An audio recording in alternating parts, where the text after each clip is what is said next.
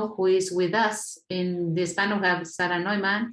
She is higher official of policies, GS21, for efficacy, transparency, quality standards in the Ministry of Cooperation and Economic Development in Germany. We have with us also Viviana Manrique, who is the General Director of APC, the President Agency for Cooperation. And I take this opportunity to announce that Viviana and the very same VZ has a key role that from UNDP, we are supporting the analysis of financial flows for SDGs and a great architect of this work, my colleague Mauricio Lopez, Executive Director of the Global Pact, that he is at 1,800 meters height. Mauricio, I hope that the connection shall continue there. I hope it's Leandro Marcelo Trujillo, who is the executive chair of the Carvajal Foundation. We have with us Alejandro Escobar from Bavaria, and Vicente Ortega, who is the general coordinator of the Spanish cooperation here in Colombia, who is the Colombian Agency for Development. So with this great panel, what we will try to see today, and I will start with a couple of minutes in order to start the questions and listen to our partners in the panel. So the idea is to talk about the Kampala Principles. Maybe you know that they were launched in July 2019 after the different journeys, and it was launched by the Global Partnership for Effective Development Cooperation, the GPEDC. These are mutually reinforcing set of 5 principles designed by and for the business community, the developing country governments, the civil society, the donors, and whose purpose is to promote effective partnership for development with the private sector. Now, with the support of the German Federal Ministry for Economic Cooperation and Development, BMZ, the German Development Agency, GIZ, and in cooperation with the Global Partnership for Effective Development Cooperation, GPEDC, and the joint support team comprised by UNDP and OECD, business call to action, they are coordinating a consultation process with private sector actors and cooperating with the UNDP country office to encourage adoption of the Kampala Principles, in this case with the Colombia office. So this is what we are doing today. From the UNDP office, we share the vision of the importance of the involvement of the private sector for the fulfillment of the 2030 agenda. We all know the great financial gap that we see in order to realize the SDGs in the framework of the 2030 agenda that varies depending on what we measure between 2.5 to 4 to 7 trillion. So the participation of the private sector becomes key, essential. And so what we try to do is we try to accompany the private sector and the investment ecology. We want to support them towards a purposeful logic to enhance the understanding, alignment, and contribution to the SDGs. We want to seek this to strengthen the capacity of the SMEs, and we want to generate more productive, resilient, and sustainable business models. This action dialogue in the Kampala Principle is part of all this work that I mentioned. I was talking about the framework for SDGs. We have the call to action, and UNDP Colombia that has been with us, supporting us from strengthening the inclusive business ecosystem to promoting the role of the private sector in effectively achieving the SDGs and promoting government-focused inclusive innovations. There are many initiatives that they look for the work of the private sector and how important that is and how that can push forward the materialization of the SDGs and the 2030 agenda. The outcome of today's session will result in a guidance note on the Kampala business principles detailing opportunities, best practices, strategies, and examples for companies to implement the Kampala principles within their business practices. In this sense, we are very excited to open this discussion space to delve into how we can more actively involve the private sector in development challenges so that they can take the Kampala principles as a starting point. For the first part of this session, if you agree, I will start with the first panelist, Sarah Newman. She is Senior Policy Officer and Deputy Head of the Division Efficiency, Transparency and Quality Standards of the Ministry of Economic Cooperation and Development, Germany. And she will share with us a brief introduction of the Kampala Principles before moving on to the panel discussion. For the second part of this session, we will hear from a company that is already implementing the Kampala Principles and then open a discussion with the stakeholders present to get their perspectives on what was discussed today. So without further ado, Sarah, thank you for joining us today. I give you the floor. Thank you very much, Alexandro, and a warm welcome to everyone in the session today. Can you hear me? Very well. It's working perfectly. Thank you. Thank you.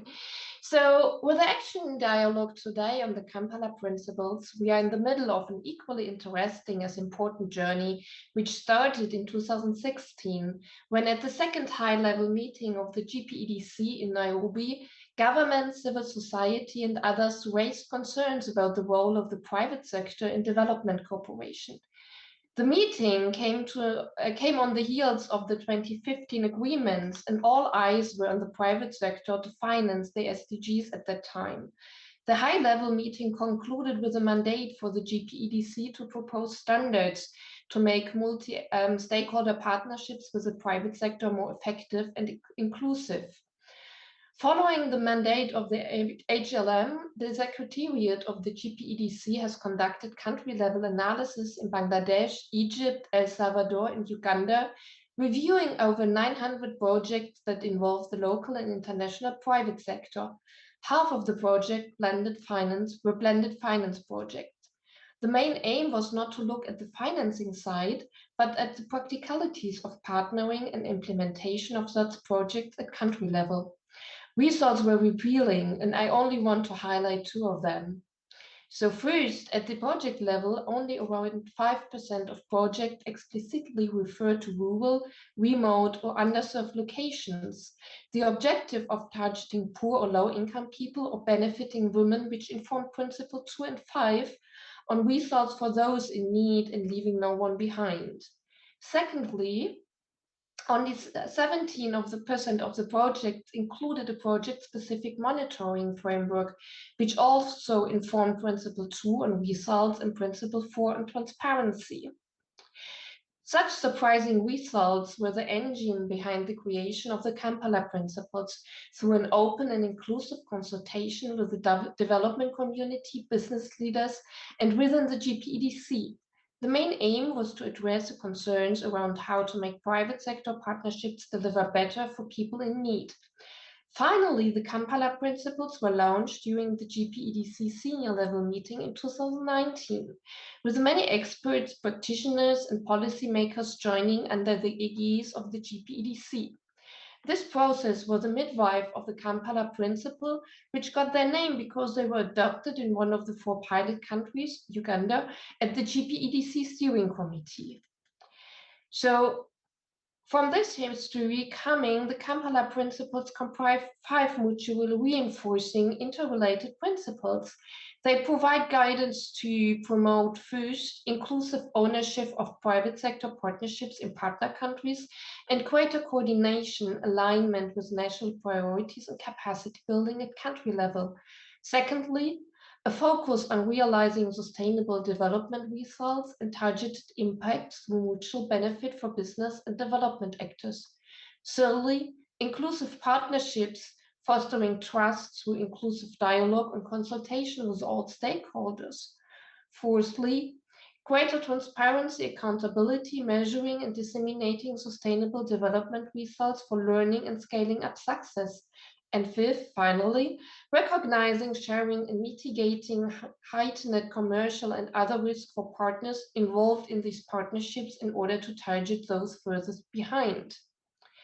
The 5 principles cover 16 areas to facilitate action and implementation at policy and operational levels by all actors, development partners, governments, the private sector, civil society, and trade unions alike, and where possible in partnership with each other. The Kampala Principles are a great vehicle to build trust and change behavior at country level. They should inform conversation at country and local level, including through GPEDC action dialogues, so including the formats we are having today. Show what good looks like for private sector partnerships in concrete contexts, especially also in fragile and conflict-affected settings where private sector resources rarely go. And finally, raise awareness about partnering opportunities. However, the journey is not over yet and the mission not yet completed. We recently launched a number of Kampala Principle case studies demonstrating the application and potential of the principle in practice at the country level. In this regard, I'm looking very much forward to the case study presented today by Daniela Cantiano of BIVE. To further spread the principles and to support their active implementation, a toolkit is being developed to provide detailed guidance, tools and resources, and reiterate that businesses and other stakeholders' inputs are needed for feedback and advancement on the toolkit. Equally, the establishment of a new monitoring reform for the Kampala Principle is also underway to assess effectiveness of the private sector engagement at the country level. The results from the Kampala Principle monitoring will inform future inclusive dialogue on how to improve partnership modalities and be integrated in the new GPEDC monitoring framework. Finally, I would like to invite all businesses to join the journey in the run-up to the 22 Effectiveness Summit on 12th until 14th December 22. All are welcome to join and share their good practices. We are looking for businesses that have practice and policies in place that are in line with the Kampala Principles, and we look forward to hearing from you on which principles you are already living up to and where you see challenges, dilemmas, or frictions. The summit will host ministers, high-level officials, business leaders, civil society representatives, parliamentarians, and many more stakeholders to endorse a renewed political narrative on development cooperation effectiveness, together with new policy initiatives and technical outputs. It will also launch a toolkit and new Kampala Principles monitoring. So I hope to see a lot of you again in December during the summit. Thank you. Back to you, Alexandro. Thank you, Sarah. Thank you very much. After this great presentation, gracias, Sara, por esta magnífica presentación. Ahora sí, pasamos a las y los colegas Now panelistas. we will move on to our colleague panelists. I will make a first open question. You can answer freely, maybe not to lead to disorders or chaos. I would ask Viviana Manrique, the General Director of APC, to answer, and then you colleagues feel free to speak in the order you want. The first question, open question for everybody, is how does the private sector participate in development cooperation in Colombia in the multi-stakeholder partnerships for the accomplishment of SDGs? And the second question, what are the benefits and most relevant challenges to put into practice the Kampala Principles? If you want, Viviana, first you have the floor, and then you will turn to the other colleagues. Go ahead, please. Thank you very much. Good morning, everybody. Firstly, I would like to thank Sara Ferrer, resident representative of UNDP in Colombia, for this invitation to this important space of dialogue. And I would like to extend my greetings to all the panelists that are sharing this space with me. It is an honor to share this space with people who have international experience, who have worked in the cooperation issues within the framework of the Kampala Principles, the network of international businessmen, welfare and civil society. It is a pleasure to be here with you. In the case of Colombia, as we make efforts to increase the effectiveness of our cooperation, the national ownership principles promoted transparency, inclusive partnerships, and not leaving anyone behind are principles that we share and implement in the work we do with international agencies, the private sector, and the donors. It is because of this agreement of principles that we joined the global partnership to lead the work on effectiveness of South-South cooperation, and we are supporting initiatives like these dialogues in which we highlight that doing business and doing good are not against each other. We promote a partnership for cooperation. The private sector has highlighted for adding unique value since it contributes with market-based knowledge, technical innovation, comprehensive and long-term view, experience in marketing and cooperation, and financial contributions in kind. These elements will provide for the sustainability of our projects and to the accomplishment of the 2030 goals that will only be accomplished working jointly.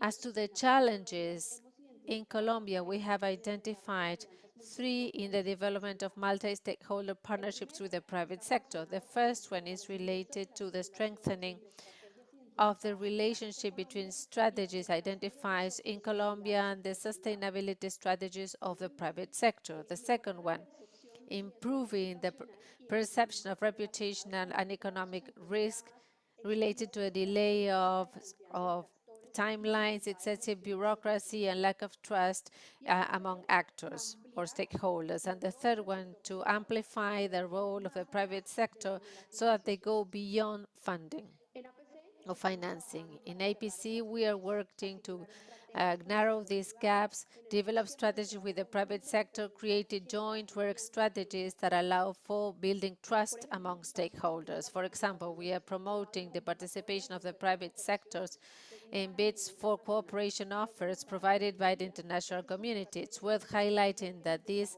calls are focused on the development of the private sector as the main stakeholder in the work done for sustainable development of our country. On the other hand, we are supporting implementation of new financing mechanisms for development, as it is the case of outcome-based funding, the social impact bonds, combined finances, among other tools that favor the channeling of additional resources and the diversification of cooperation sources. We are also designing strategies, therefore international cooperation may become an effective tool in the strategy to turn our country more international. Moreover, in the strategy to internationalize SMEs from Colombia. We understand that articulating with the private sector is an ongoing task. That's why we are always ready to amplify dialogue mechanisms and to design new cooperation strategies that would allow us to be more effective and to accomplish the 2030 goals of our country. Thank you. Excellent contribution, Viviana. At the end, we will have an account made, but I believe that everything that you have said is very rich. Therefore, I will not be able to summarize everything that you've said, but I want to highlight some topics like market-based knowledge. Sometimes we think more of a supply than demand. Second, that coordination or consistency between the strategies fostered by APC and that driven by the private sector. The idea of having a purpose, all the impact-based financing. We were talking about the green bonds. We really celebrate the green bonds that have been launched by Colombia, that have been welcomed, and Colombia has been the first country in the region of launching a social bond that is outcome-based payments, and the role of the SMEs that is also very important. Therefore, I wanted to highlight some important issues. Please raise your hands, and now I will give the floor to Mauricio, and then we continue. Mauricio, please, you have the floor. Alejandro and everybody, good morning. I will very briefly state that one of the fundamental elements that we can work on is acknowledging the importance of working in partnerships.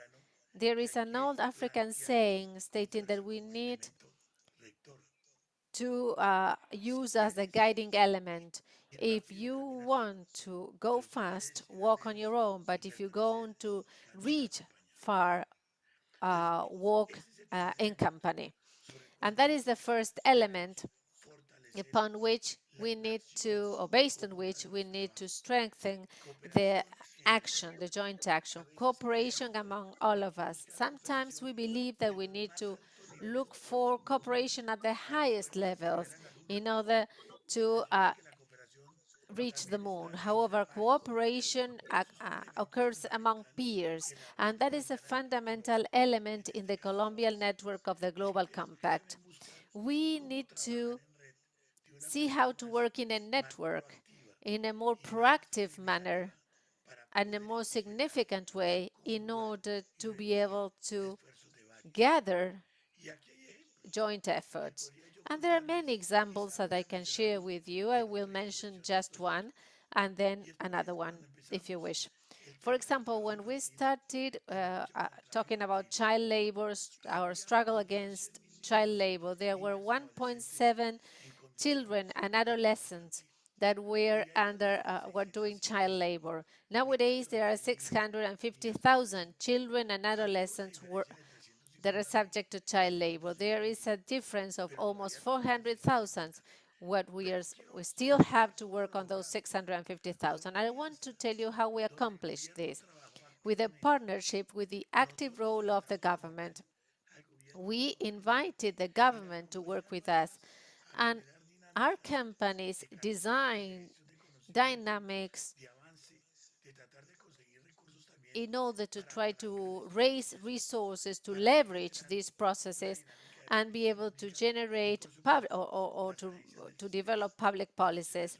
And the UN agencies were also involved.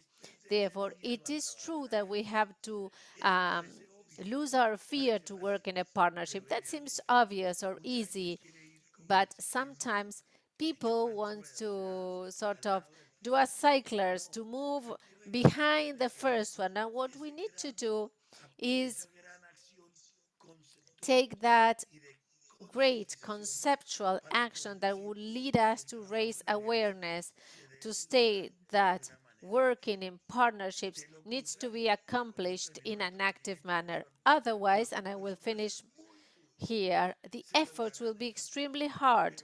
We will make efforts, but not in the same manner. I believe that we sometimes need to remove or to detach from the egos that some companies may say, I do it in the first manner, in the second manner. I mean, you have to learn how the others do it, to learn how the national government does it, and therefore you can work jointly, actively. And that is the vision that I believe Colombia may display as a good way of country ownership of the Kampala Principles. Porque hay que apropiarlo, fortaleciendo la coordinación, la alineación y el conocimiento de las capacidades de cada área del país. En Colombia se puede trabajar muy bien en red y en capacidad. Por supuesto, well, in a network and with our own capabilities. Always fostering trust and identifying that there is a win-win initiative for everybody. That trust is built with dialogue and engagement and with a high level of transparency and accountability, and identifying who will be supported to move these processes forward.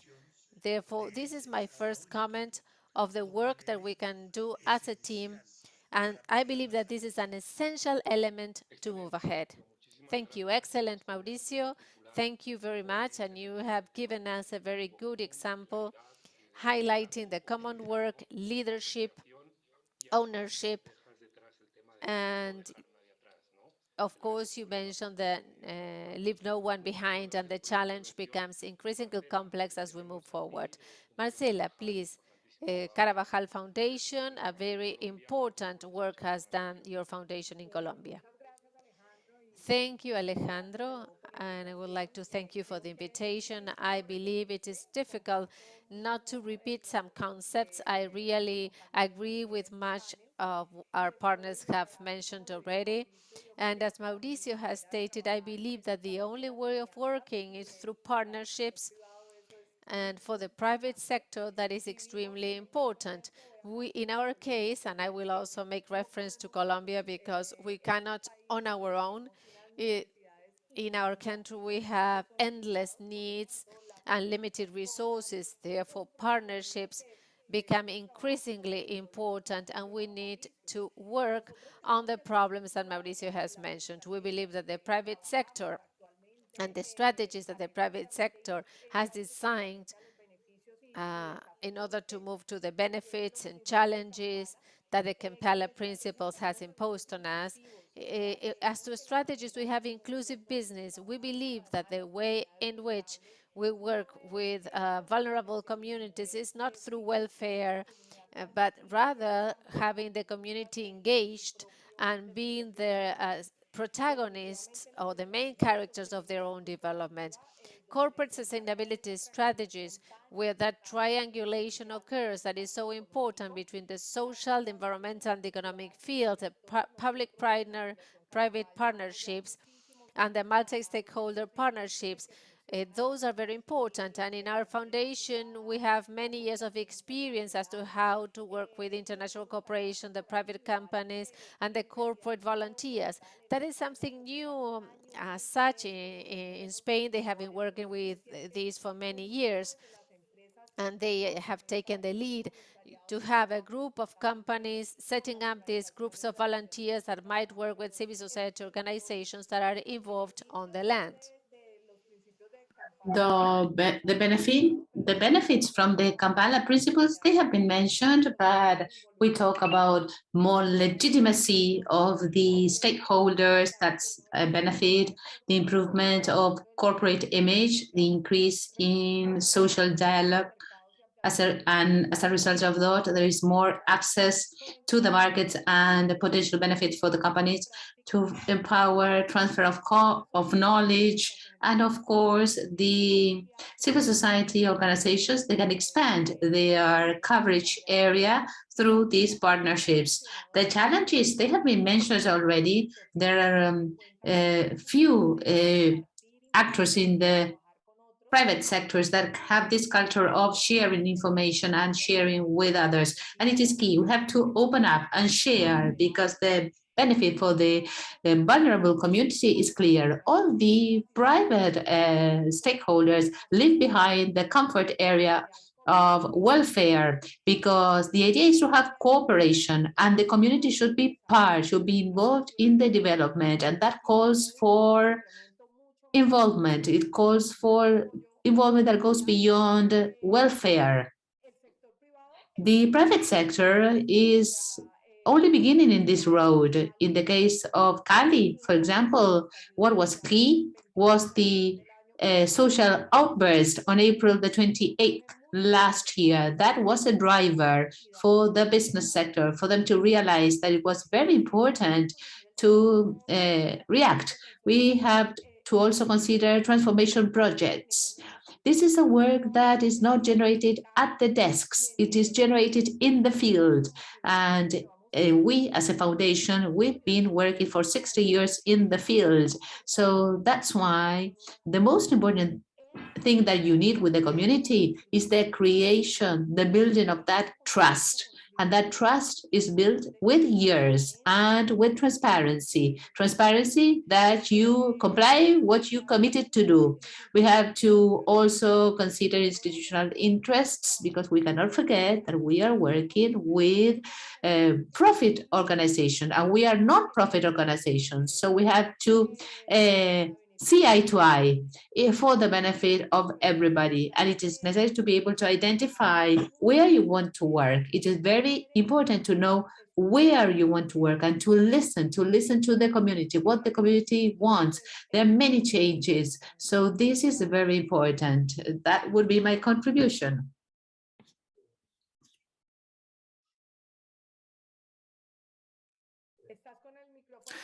You are muted, Alejandro.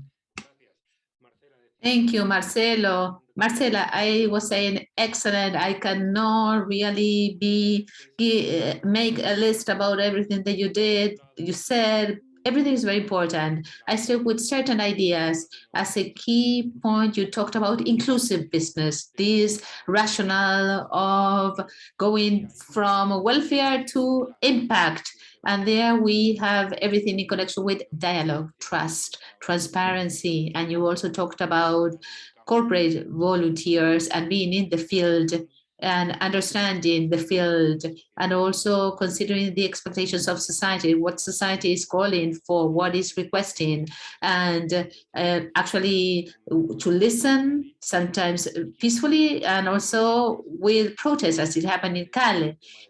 And you mentioned as a challenge the change of culture. It doesn't happen overnight, but how is it that we move along that direction? Alejandra, now I give you the floor. We listen to you with great attention. We have the fortune to work with you in certain cases and to share with you challenges in other occasions, even the work, the acceleration work that you've been doing. So go ahead, please. Thank you very much, Alejandro, for the invitation to this panel. As you said, UNDP has been our great ally. And on Monday, we were with Dr. Sara Ferrer in the launching of a big example in terms of multi-stakeholder partnership that I will share with you later. Well, from Bavaria, we see the role of the private sector in the cooperation for development as an evolution. In the recent decades, we've gone from having the private sector that does philanthropy, that only donate resources, to have a co-creation strategy. And from my point of view, the idea is to talk about co-responsibility, co-accountability vis-a-vis sustainable development goals. So we went from providing donations, resources, and financial capital to have knowledge, transparency, technical assistance, research that today is generated in the private sector, a differentiated role. The development and implementation of SDGs can only be in the hands of the public sector or government, because we should all be playing that role for the development of society. In this case, we talk about Colombia. Today, from Bavaria, as we interpret the private sector, we want to have sustainable business development that shall be based on profitability, that shall contribute to the development challenge. If you ask me about the role of Bavaria in terms of sustainability, sustainability for us is not something that goes along with our business. It is our business, and we have important components that are differentiated, such as innovation, such as generating products that will generate transformation in the communities where we work. For example, we have the example of Nativa, where we have the support, a local support in the development of yuca from a product of the company. This is the whole development and work that we do with the value chain in order to generate more gender equality, business strengthening through the very same business. Inclusive work, we talk about inclusive work. So the role of the private sector, I would say, beyond this philanthropic role, is to generate those profitable solutions and those sustainable business and those models that will allow us to materialize the goals, to serve to the SDGs goals, and also to generate the multi-stakeholder partnership that shall benefit all the stakeholders in society. Regarding the benefits and the challenges that we see from the Kampala Principles, undoubtedly the number one benefit that we visualize and that has had a positive impact in the development of our sustainability programs is the possibility of articulating multi-stakeholder partnership for co-financing and for impact strategies in order to, for example, more productive women with UNDP. I want to strengthen the coordination and alignment of countries, and that has benefited us because we've been able to take the impact generated from a micro space to a macro strategy that has been given us lots of learnings, and that has generated a measurable, tangible impact in communities where we are making those interventions. The challenges, well, there are challenges. One of the biggest, I believe, that is experienced this year is the continuity of the public agenda and the working agendas. Clearly, governments change their priorities, and that is a moment when, you know, in election times, the development programs start to somehow become more slow, they are delayed up until the next agenda arrives. So there is another challenge, a big challenge regarding the follow-up and the monitoring of the programs. Clearly, measure the impact of programs can be a challenge, and actually the monitoring and the follow-up is the component where we should be in order to know if truly the intervention that we are proposing truly is working for the community that we are addressing. And there is where we have generated an experience that is quite strong, and we see that this experience can be useful for many other programs that continue with those challenges. In terms of follow-up and monitoring and evaluation of the impact. That would be my contribution, and I want to thank you very much for this space for us to talk about our experience in this kind of partnership, because they are very important. So thank you. Thank you very much. Thank you very much for your intervention and for sharing with us. Maybe I repeat your intervention that strengthened some previous topics. First, the journey towards inclusive voices. You talk about the evolution from philanthropy to another stage, corporate social responsibility, then market inclusive business, and companies with a purpose, the fourth sector, and other labels, other names.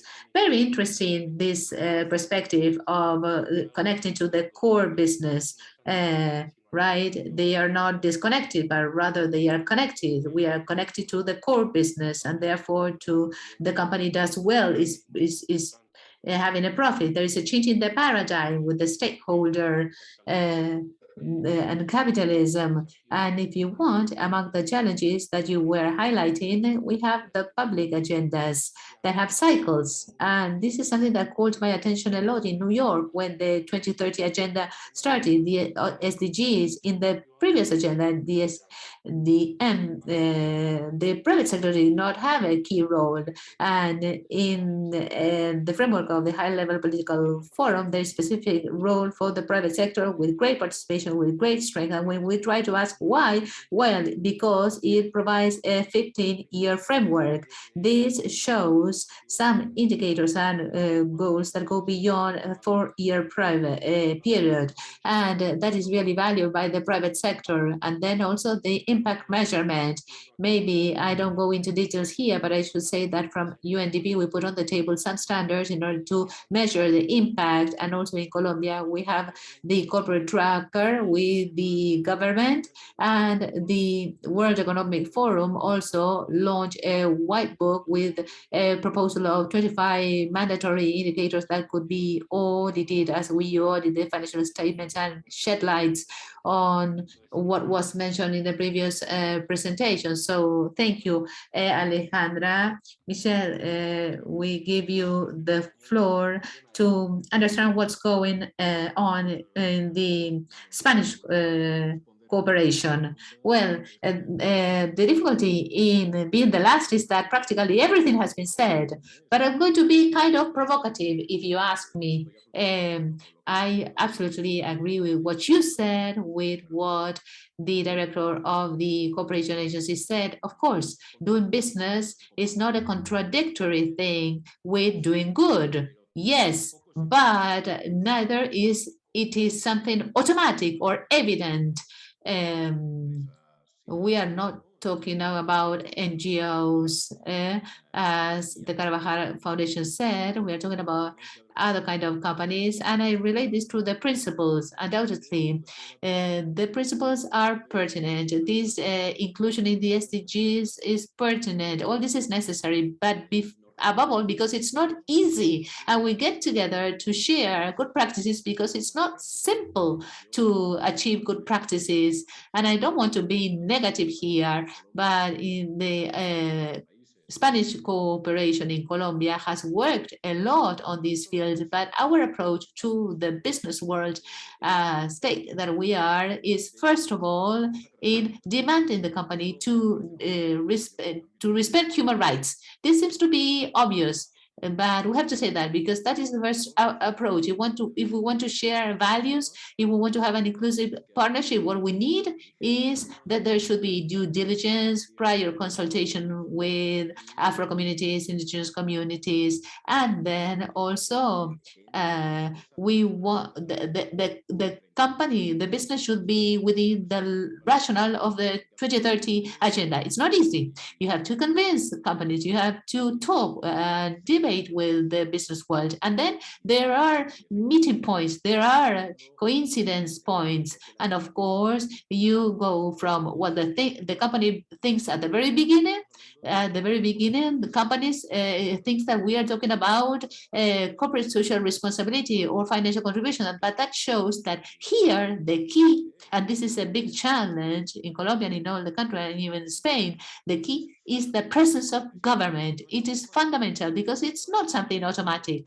The company will not do good. They will not go through difficult territories if the government does not promote that, does not incentivize that from the tax point of view, from the fiscal point of view, or from the point of view of, well, offering opportunities to those who do that with public investment. So if government is not doing that, as it controls the respect for due diligence and prior consultations with indigenous communities, ethnic communities, well, it won't be achieved. It's not something automatic, even if we do a lot about international cooperation. And there, Colombia is an example. That's why I say that Colombia is doing very strongly, and we've made a very little contribution in terms of human rights. We have worked intensely in that direction.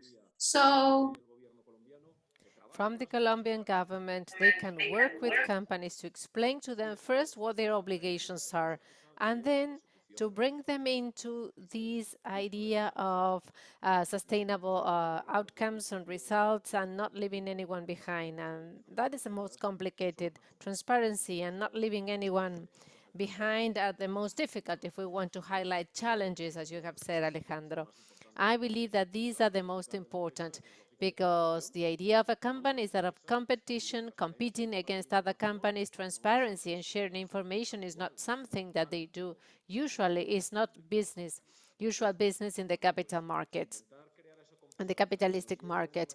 Then trying to bring them into further transparency and attracting the companies to articulate policies with the states in difficult territories like Colombia, where there is a peace building process, with those territories have been affected by the conflict and are still affected by several conflicts. On the other hand, when we talk about human rights, we are also talking about feminism, and companies are not feminists. Those are the values that the state should uh, uphold. And the key stakeholder in this multi-stakeholder partnerships is a strong presence of the Colombian government that will promote and foster this work. When that occurs, Spanish cooperation is there and international cooperation is there, providing making some contribution and supporting them. I mean, we have many multinational companies, many Spanish multinational companies in this country, and they are very complex. And not because they are Spanish, but because they are multinational. It's very difficult to bring them into these logics. We'd rather work with SMEs because they understand the idea of resiliency and working with a mid or long-term development vision. But what we need to work in human rights and company idea, where we report the companies of all the regulations in Colombia, how the prior consultations and the due diligence should be conducted, and we report them of all the opportunities of joint work with our innovations, financing for development that we don't provide to the companies. We don't fund companies. What we fund are local partnerships, initiatives, from the governments of the provinces or the mayor's offices, so that the international or national company may favor development in their territories through the improvement of human rights, and of course respecting human rights, as I have expressed in all my presentation. That is key, and hand in hand with the Colombian government, we accomplish good results. Well, thank you very much. Very excellent presentations. You have touched upon a very interesting topic. I mean, I've been said that I'm not managing the time correctly. I don't know why they invite me to be a moderator, but I want to leverage on your presentation, and I think that you've been quite thorough in your presentation as to how we encourage companies to move forward in these more complex ideas. I mean, I believe that you have touched on this quite well. Therefore, if you wish, we will use the inputs provided by you. And I believe that sometimes it's very good to be very explicit. It's not about doing welfare, but rather to have to do things good. I mean, the minimum fulfillment of the legal obligations, that the commitment of with human rights, equality, a fair payment of taxes, and so on and so forth. If you want, in the next few minutes we have, I will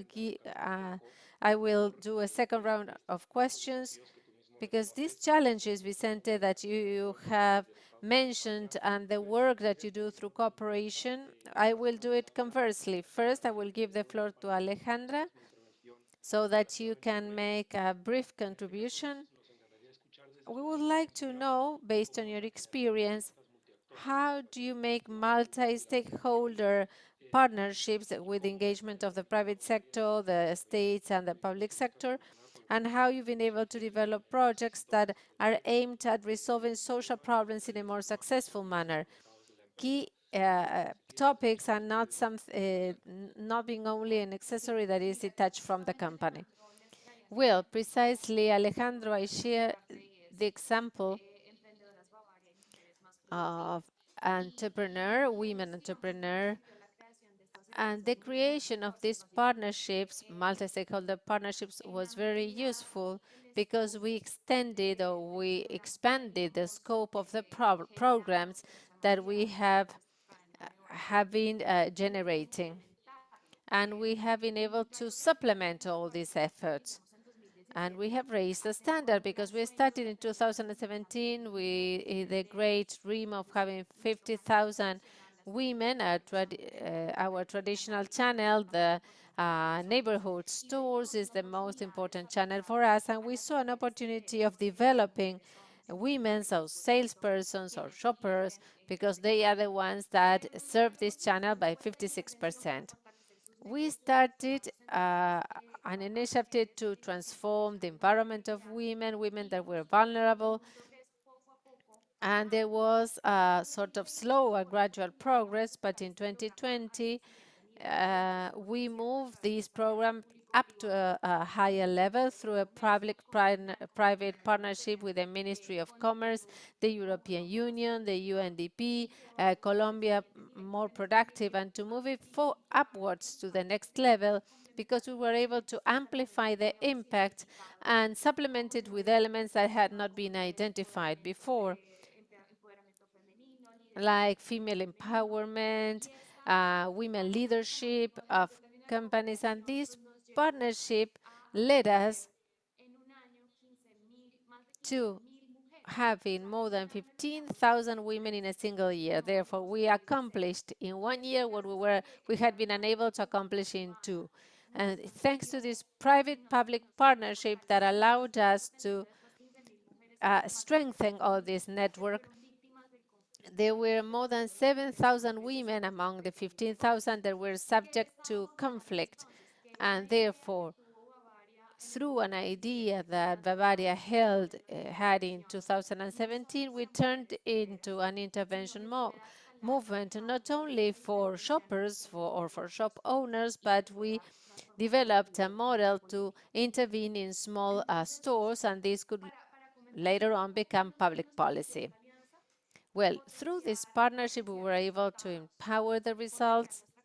We were able to empower our coverage.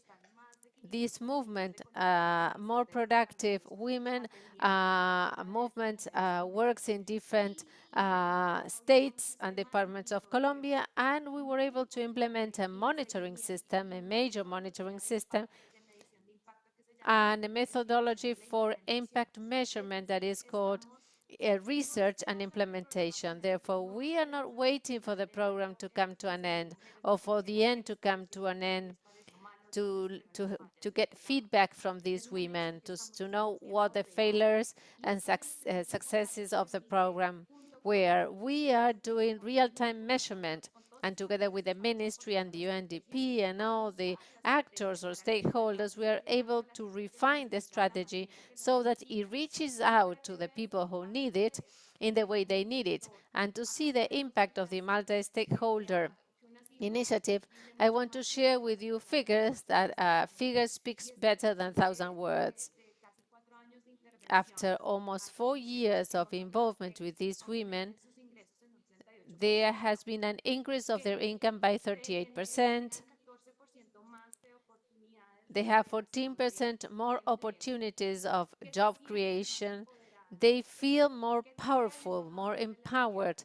They have become ambassadors of this initiative, and there is a domestic violence toll line, and we have a 360 full initiative for these women that have been subject to this pilot test. This partnership has been so successful that on Monday we have launched a second stage, and therefore in Bavaria we have started imagining how to amplify this universe, and nowadays we are thinking as to how this multi-stakeholder partnership that was created in 2020 with results in 2021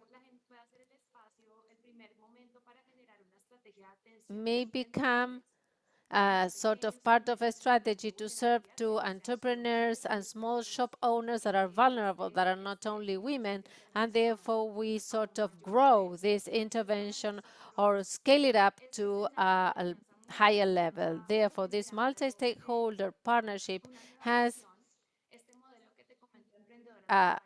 brought us a new vision. This model has gone beyond oral programs as a company, as a model of sustainable business I've shared before. And this is what we are aiming at. Thank you, Alejandra. I'm being warned about time management, but I believe, Vicente, that you have been listening to this quite attentively. We always feel very proud from the UNDP supporting this. My hair stands on an end. I mean, we are talking about 15,000 empowered women. We are talking about victims. I'm sorry. We are talking about victims, and you were touching on the topic of conflict, and we are talking about core business and sustainability. Look at the figures, the average increase of income 38%. This is a business model that creates sustainable income. We are talking about job creation of 14% and empowering women, empowerment of ambassadors to fight against domestic violence. And this data does not take place at any moment. We are talking about the worst times of lockdown due to COVID in Colombia, where the poverty grew to 38%. And if we break it down by gender, 48% are women, and where there has been, where domestic violence has skyrocketed. Therefore, Alejandro, well, thank you very much. Vicente, I'm not asking a second question. If you want to make a comment, please raise your hand and we will give you the floor. We will try to to abide by time in the best possible manner. Marcela, I see that you have raised your hand. Please, I give the floor. The guiding question would be, what does it take to improve these incentives? Vicente was talking about incentives. What do you need to improve these incentives? The commercial interest to promote engagement of private sector in development cooperation through multi-stakeholder partnerships based on the logics of sustainable development and SDGs. Well, my answer is quite specific. I mean, from our foundation, we have the experience, we have done so, but I believe it is important to share a statement that is inspiring us, a statement of our founder that was said in 1960 and became really very important last year. There cannot be a healthy company in a sick social media because the ills of society have an impact on its performance. That's why a responsible businessman needs to commit himself to the solution of social problems. It was not very common, and we experienced this in our region, that a businessman, we all know Cali is a city formed by migrants, so demanding migration. We have the immigration from the Pacific. I mean, high level of migrants from Venezuela. Even if it had not been for the partnerships, it would have been unable to serve the migrants because we need to take care of them because they are a reality of our city, of our territory, because we work in Cauca and Valley of Cauca. Therefore, this has been very important for us. The engagement of the businesses, of private companies has been very important. And I would like to mention the initiative that started in June last year, that is Valley Commitment, that is formed by companies of all sizes, big, small companies, that have gathered to work for these vulnerable communities, addressing the needs of the different neighborhoods of the city. We believe that we need to turn these successful actions visible. Therefore, every company will want to be engaged. We need to continue developing investment mechanisms, like for every peso contributed by the private sector, cooperation would contribute with another peso, and we disclose this strategy and disclose how it has worked to promote mechanisms that promote work with companies, with for-profit organizations and not-for-profit organizations to accomplish their development goals, and to promote inclusive businesses related to the value chain of private companies. This is something that we have seen. The businesses and the people of vulnerable communities are the suppliers of large companies. Therefore, let's big companies give them a chance. They can start small, and we know how difficult it is. We know that there are standards to fulfill, but if they are willing to do so, they will. And we have we have worked a lot on the anchor company. We want the doors to be open. We want to give employment. You have a certain job, and the minimum requirement is that he should have finished secondary school. We can work because maybe for that job, we don't need that, but we need flexibility from high management, from middle management in the human resources department. So we hold meetings with them to put them together so that they can get involved in the solution. We want to work on impact, sustainability, scalability solutions. We need to trust. We have to remove labels. We need to recognize diversity as an important factors in organizations. And finally, we need to recognize that we are not unique and we have to work in an articulated manner. Thank you very much. Marcela, thank you very much for your intervention. And I stay with the last part, diversity, trust, articulation, and you included many elements, the value chain, the logic, the rationale of inclusion. And you started with this powerful phrase from 1960 used by the World Business Council. It is unthinkable that we shall have healthy companies in sick environment. That should be the starting point. Viviana, I know that you have raised your hand, but I would like to close with you. So if you allow me, I will give the floor to Mauricio and Vicente also, so that we can close with you. Mauricio, yes. The Global Pact was visionary so many years ago when we did not understand the role of the private sector. Kofi Annan called upon that one. How is it that they refer to the Kampala Principle back then? Well, there is a one-to-one correlation, the square R of correlation. It's perfect. It's a perfect correlation. There's a match. Remember that the Global Pact topics had to do with the promotion of human rights, promotion of labor standards, the fight against corruption, and the Kampala Principle gather with clarity these things. And if I add the Agenda 2030 of Sustainability with the 17 SDGs and the Women Empowerment Principle, well, everything is in the same line, in the same clock mechanism, each one given the time when it should. And I want to highlight very briefly, because I know that time is very tight. Well, we have to show the impact of the business sector to avoid being scared. That's why UNDP really gets involved in this, together with actions that have to do with SDGs. This shows how the country moves forward, and I believe that that is one of the words that Monica has said. We have to talk about that, and I finish with this because we are tight in our time. In our analysis, there has been, for the indicators 1, 2, 3, and 4, in terms of SDGs, there was 228 companies in 2018 and 121 2019 companies. They had projects that direct projects of 230 billion pesos, and 80% of the large companies had social investment incentives, privileging or impacting more than 12.5 million people.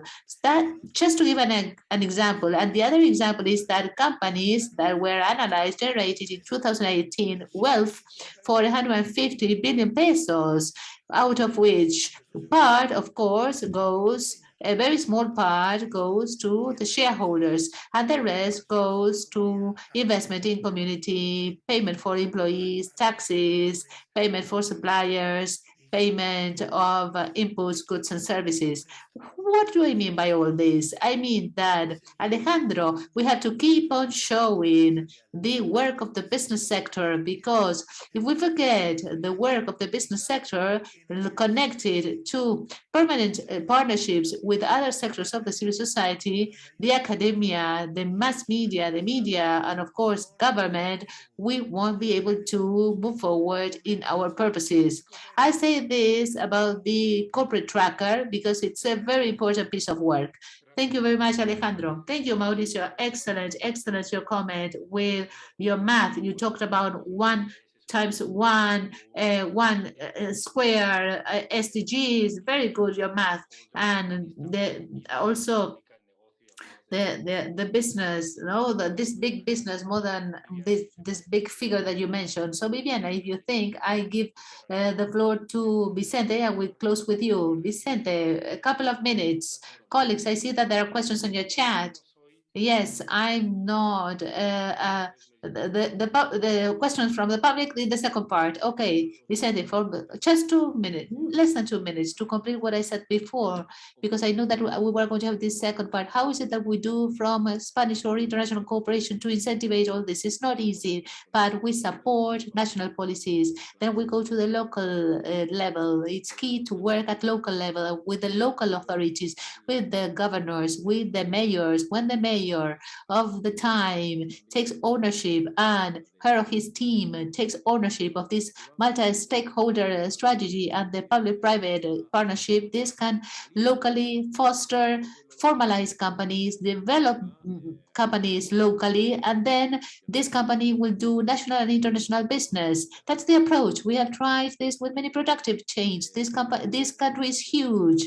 It has huge economic options, rural, shrimp, cocoa, coffee, and coffee probably has been the most successful because we work with Colombian SMEs as Spanish SMEs at the same time, and they created a partnership, which is one of the fundamental legs, which is a partnership with the civil society, directly with the local civil society, under the umbrella of the mayor, but working with the local civil society. There is a partnership. They create a small SME, and they can increase their production quality standard, and they can sell at a higher price as compared to what they might sell locally.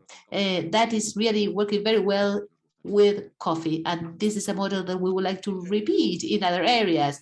Isn't there, if I'm not wrong, you are talking about the example of Supra Cafe. Supra Cafe, yes, it's the Spanish company, Supra Cafe. It's a Spanish Colombian company, Supra Cafe. From there, something emerged, which is Technicafe, which is a technological coffee center chaired by the governor, and it's an example, a perfect example of public-private partnership, and then the beneficiaries are the association of coffee associations. We have 600 women. They made contribution of their own lands, and they can improve the production quality. It's a sustainable effort, and the sales are national and international. The prices went up, and there has been great development in the 10 municipalities that are covered by this initiative, creating, building efforts and some other effort. An excellent example, it's a BCTA company. We have accompanied these companies, and they have blended finance also. It's an extraordinary example that connects business issues, connects value chain, value generation, better distribution of value, access to international markets, women, and territories in conflict. So these are examples that can inspire many other stakeholders. Viviana, now we go with you, and we are going to close with you. I believe that after what we have heard, the question at the very beginning still there: how is it that the national government, which is the big actor, shall promote, incentivize this kind of practices and tries to give answers to these big challenges that we have heard about already? There are many topics that we can put on the table. We are going to focus on the key ones, and I want to thank the panelists. If I don't have time at the very end, because Viviana, I give you the floor. Thank you, Alejandro, and thank you to all the panelists. Well, regarding your question, the national government has been working in different initiatives in the private sector in terms of how to connect the private sector, in terms of international cooperation, how we can have comprehensive approaches with multi-stakeholders. That's why I want to highlight certain initiatives. The National Strategy for International Cooperation 2019-2022, that is the framework where we foster the participation of the private sector with other stakeholders with the approach of international cooperation. From another point of view, in the mixed commissions of the South-South Triangular Cooperation, we've been seeking on a permanent basis the private actors, the academics, the civil society that shall present a working proposal for the Global South. We have two projects, one with Honduras and another one where we have the Technological University of Bolivar. And we see that in these initiatives, there are multi-stakeholders. The private sector has also participated in the courses that we offer in the hub of knowledge regarding South-South cooperation. We include the universities, think tanks, regarding international cooperation. We also promote a multi-stakeholder alliance strategy for sustainable development. We want to have projects of high impact in order to strengthen the efforts of the national government. For example, the articulation between the Ministry of the Interior and the program Activa Buenaventura that tries to have electoral political participation of youngsters and women. We have also worked on a strategy that is being implemented this semester, which is the articulation with the Presidential Directorate of Competitiveness, because we have designed a strategy that has to do with competitiveness that has allowed us to approach the business world so that the competitiveness agencies are also connected with international development. And finally, also I want to talk about the strategy in the region. This semester, we are analyzing all the departments of the country in order to really foster cooperation and foster opportunities for cooperation, international cooperation, but not only to reach the local authorities. We want to articulate the private sector, all the business world, the unions, the productive sector, so that they can get to know the opportunities. I want to create a dialogue from international cooperation. And finally, an initiative that we have set forth for late April on the philanthropy initiative in the framework of international cooperation. We have invited more than 500 organizations of philanthropy from the whole world who want to come here and make a contribution to Colombia to formulate projects. And we believe that in this, the idea is to include the private sector in partnership with the national government. Thank you very much. Okay, thank you very much. Your intervention has been excellent. I had to change my computer because I don't know, they am discriminated in my office and my internet is the worst of the whole building. But thank you very much for your intervention. Maybe, and thank you for, and thanks to that last contribution, I would like to mention something that has to do with articulated work, multi-stakeholder work. The protagonic role of the private sector, and in cooperation we have Vicente that represents the work done by the corporation, but I know that Carolina is here, Carolina from Canada.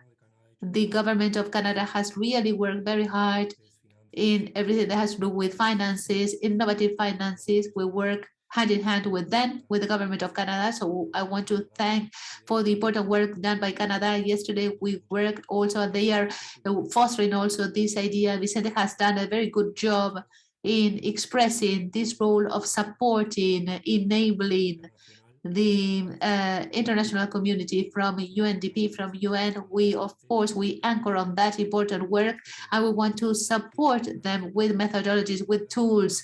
I don't have anything else to say. I just want to thank the panelists. I think that this intervention have been incredible. Viviana, thank you very much for this representation from the government. We are honored by the work that we do with you and the colleagues, all of you who are participating. There is willingness to participate